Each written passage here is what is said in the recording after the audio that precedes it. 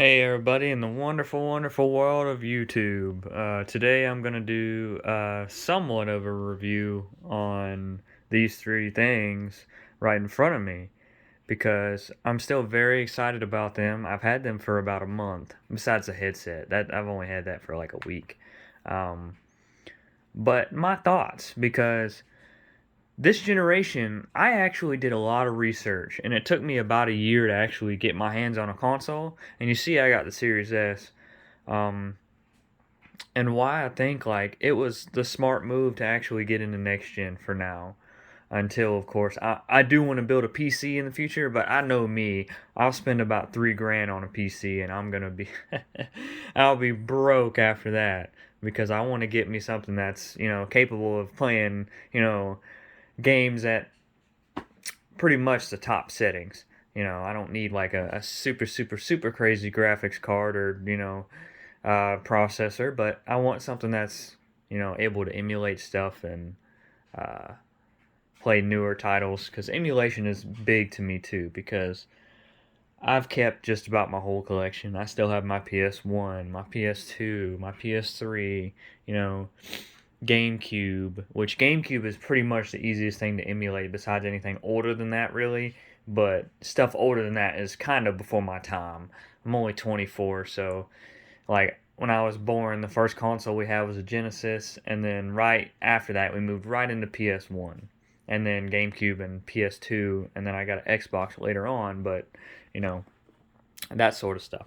But enough about that. So, the headset here, this is just the box, but I have the headset right over here. This headset is actually really, really nice in my opinion, and I know it gets a lot of hate because there is better headsets out there. But for $98, I mean, you pretty much get some of the best quality I've ever seen in a headset because you have the little dials. So the left side will mix it between chat and game. So automatically, like if you turn the dial all the way forward, it's going to give you all the game audio and no chat audio. And then there's this sweet spot right in the middle. If you turn the dial and you can feel it click into that little tiny spot, that's the perfect mixture between game and chat. That's awesome.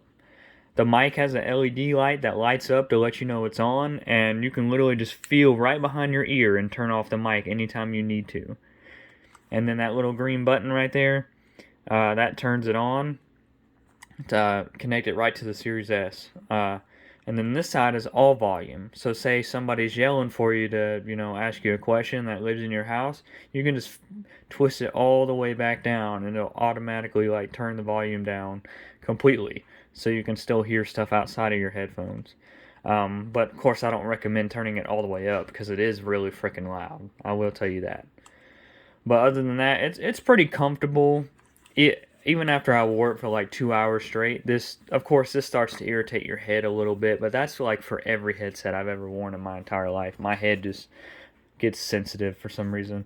Um, but also, I bought this little stand for the Series S because right here it has two USB-C ports, and I bought a second white controller, and it won't really charge the Xbox One controller right there, but there is a USB slot in the back that you can just plug it in, or you can just plug that into the Xbox Series S console. But I mean, and then if you plug this in here, I do have this power source. There's also this, but I don't think it really does a very good job. But it's still there. It's blowing air into the Series S because it does get a little bit hot. Um, Even though you can't hear a damn thing coming out of the console itself. So, but what I really want to talk about too is the storage, of course, and why I think the Series S is a great way to go besides the storage limitations we have in this generation. The Series S, while only thing that's lacking besides, the Series X and the PS5 is the power, graphical, but you can't really tell a difference unless you have a super crazy high def TV like 4K 120, 4K 60, or a gaming monitor that runs 120 hertz or 4K. If you're still on 1080p like me, I'm playing Saints Row. If you're still on 1080p, this is 60 hertz right here. But if you're still on these TVs, you're not going to tell the difference between the Series S and Series X. They're both going to look identical, really, minus maybe a little bit better colors or something. And most of y'all don't even know to go into games and check and see if motion blur and all that crap is on, because film grain and motion blur are always on for every game I look at, and it totally reduces the graphical quality. Um, but I've noticed on the Series S, turning that stuff off, it still looks incredible on my 1080p 60 Hz TV. Yes, it does. It doesn't have to be 4K, even though I am going soon to a 1440p 120 hertz monitor to play this on. Still, you don't need to go out and spend $2,000 for a new TV to enjoy this console. It's really good. Game Pass,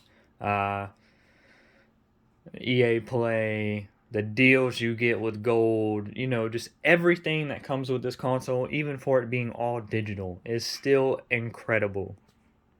I'm telling you. But when it comes to storage space, they got this, and coming soon they'll have the 512 gigabyte card. That's probably going to be a little bit less expensive than this, but that's still not enough. So for storage, I actually went ahead and got one of those. What I'm going to do is I bought one of those SSDs that came out for the Xbox One X. Yes, the One X. I know these names are confusing. The One X, the one that came out 3 years ago, they had a little SSD like drive like this big. And it's only 500 megabyte write speed, but it's still a SSD. And people can get the 4 terabyte hard drive disk external things that work too. But I decided just to get this because I like that speed a little bit more. But I'm going to save this for everything Series X and S optimized. And I got the other thing. I'm going to put all my backwards compatible games on there, because in that case, I'll still have like 800 gigabytes left on my expansion card, because I don't have many Series X and S enhanced games yet, because there isn't many. So that'll save me some storage. But I mean, yeah, I could have went the other route and got 2 to 4 terabytes for like $90, because the other thing was like $100. But because it's SSD, I could have went that route. But I wanted the speeds, and I should be fine for now, because most of my library is on like PS4 and Xbox One. Because I used to be an avid disc collector because I like physical media, but I got too many damn games. Like, if you saw behind me, you'd see my huge stack of crap. I got boxes of it, and I'm getting ready to move, so my room is kind of junky right now, but I got so many physical games. So many. And having this digital library is just so much better.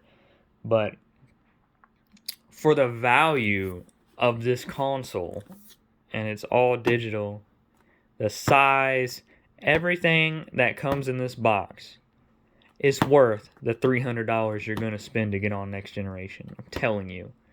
Don't look past the Series S. Don't. Because I've been playing it for a month now, and I am in love with it. I'm in love. Like, I turn the thing on every day, and I work full-time job, like most people. And I turn this thing on, and I haven't got sick of it yet. I love it. I think personally, coming from PS4, I wanted to get into next gen really bad, because my friends were.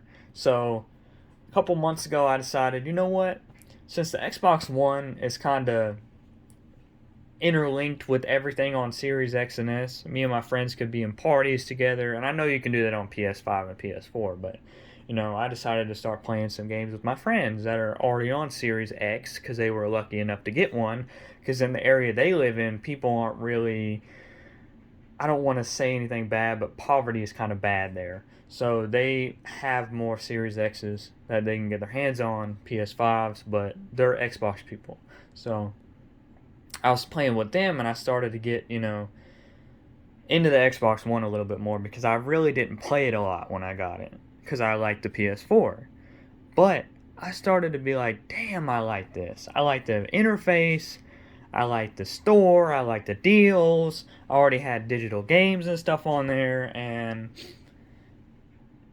Game Pass was a selling point. So I ended up getting the Series S, and I don't regret it. I do not regret it at all. And I just wanted to tell you guys my thoughts on some accessories, the Series S itself, and why I think it's not a bad choice for next gen. Because like I said, if you got a 1080p TV that runs at 60 hertz, your games are going to still look incredible. Even the Series X and S optimized games run perfectly at 60 hertz. And just everything that comes in that little tiny box, which is even smaller than an Xbox One S. Those things are pretty big compared to the Series S. You're not going to be disappointed. So don't look past the Series S if you want to get into next gen. I promise you, you won't be disappointed. And that's the video, guys. So if you like the video, like, comment, subscribe, and I'll see y'all later.